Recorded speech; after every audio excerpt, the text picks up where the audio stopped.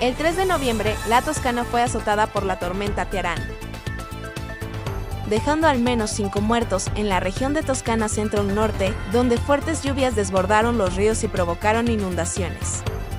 Un hombre de 85 años fue hallado ahogado en su casa y una mujer de 84 años falleció por un malestar vinculado a la crecida de las aguas. Los bomberos dijeron que habían llevado a cabo decenas de intervenciones alrededor de Florencia, Pistoia, Pisa y Prato para socorrer a conductores bloqueados en túneles inundados o por árboles caídos en la calzada.